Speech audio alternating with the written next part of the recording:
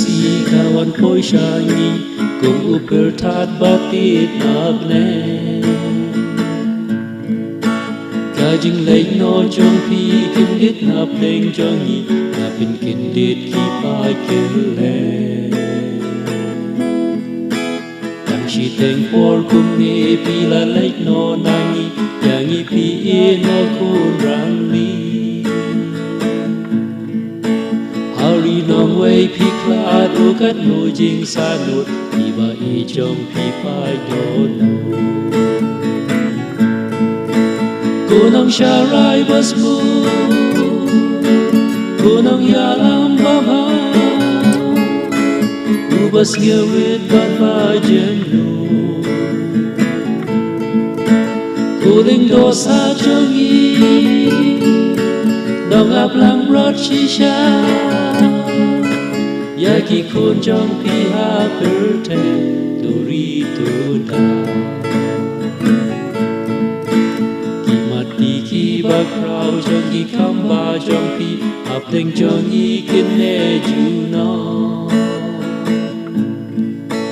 Ki kun men sim ba ro ki yam pang not ya pi jing yang not ba ro la pu lo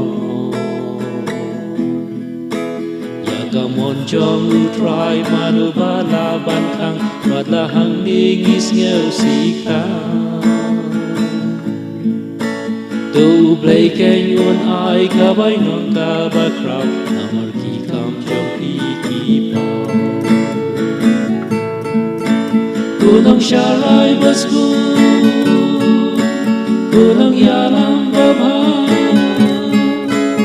Ubas ngeu rit ba ba jenu Kuling dosa jongi Dong ap lang rot shisha Yaki kun jong pi ha perte Turi tu da Kunang sharai bas mu